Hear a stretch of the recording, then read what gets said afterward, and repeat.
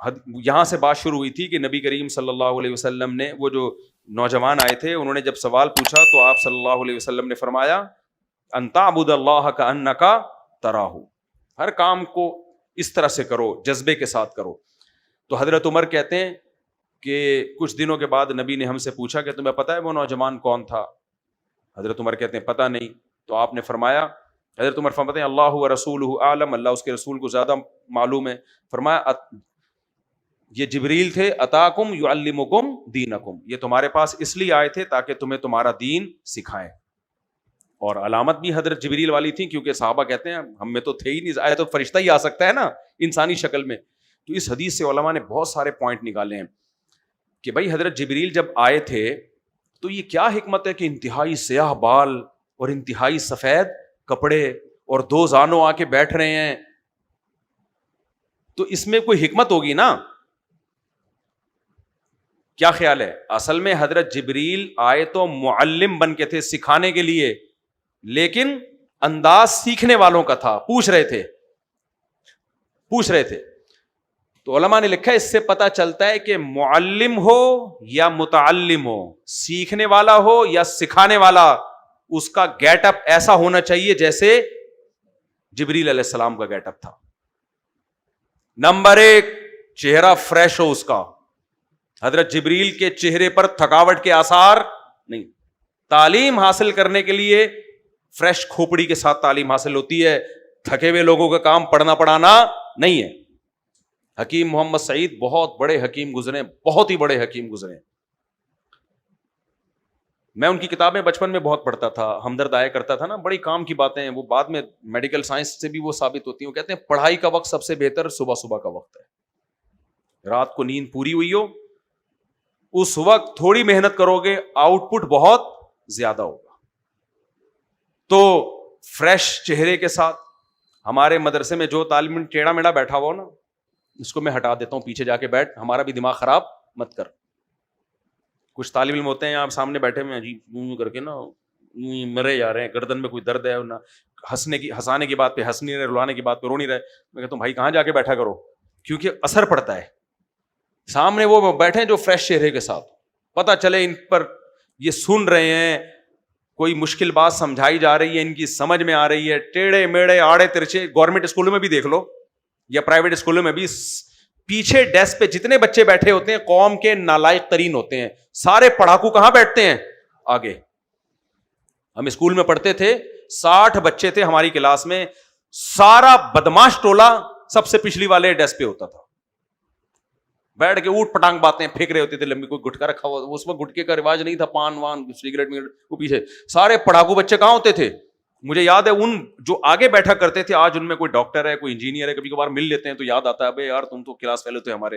اور جتنے پیچھے بیٹھتے تھے, کوئی ٹماٹر بیچ رہا ہے اور کوئی گٹکے کی دکان کھول کے بیٹھا ہو. ٹماٹر بیچنا بری چیز نہیں ہے, لیکن جب پڑھائی کے وقت میں پڑھائی کو فوکس نہ کرنا, یہ تو بری بات ہے نا. کیا خیال ہے؟ تو حضرت جبریل کا جو گیٹ اپ تھا نا, وہ یہ تھا کہ تم معلم ہو, ٹیچر ہو, یا متعلم بنو, شاگرد بنو. تھکے ہوئے چہرے کے ساتھ بولو نہیں, یہ تھکے ہوئے لوگوں کا کام سیکھنا سکھانا نہیں ہے. دوسری بات, 2 زانوں بیٹھے, ایک تو ادب بھی ہے 2 زانوں بیٹھنے میں, دوسرا 2 زانوں بیٹھنا مشکل کام ہے.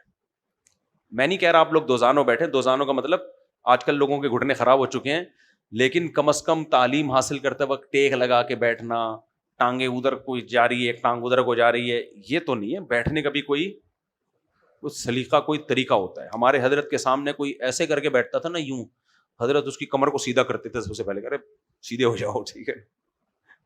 ایک طالب علم آیا, ایسے کمر کبڑی کر کے بیٹھ گیا, بالکل لگ رہا تھا کہ مارکیٹ سے شارٹ ہو گیا ہے. حضرت فرمایا تھوڑا سا اٹھیں, کمر سیدھی کریں, تو تھوڑی سی سیدھی کی. فرمایا اور سیدھی کریں, ہوتے ہوتے پورا نہیں, جیسے بندہ نہیں دریافت ہوتا. فرمایا دیکھو یار. پھر کہنے لگے آپ ایسے لگتے تھے جیسے ملائکہ کے بیچ میں حمزہ. یہ ملائکہ کا لفظ ہے نا عربی میں, ملائکہ فرشتوں کو کہتے ہیں, تو اس میں لام کی ایک ڈنڈی ہوتی ہے, ایک کاف کی ڈنڈی ہوتی ہے, بیچ میں چھوٹا سا حمزہ.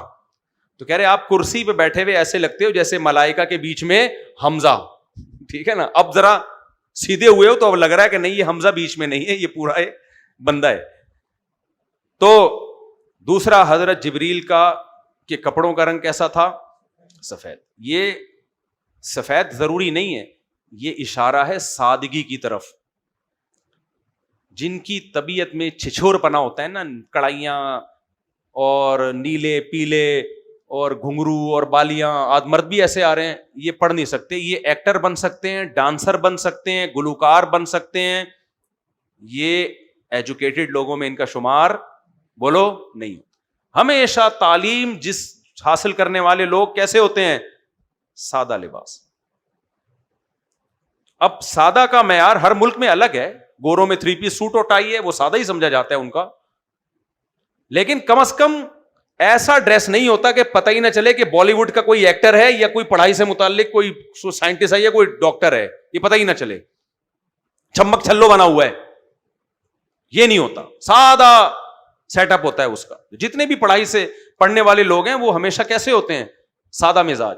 تیسرا شدید بیاض الثیاب, انتہائی سفید, یعنی ایک بھی داغ نہیں کپڑوں پہ.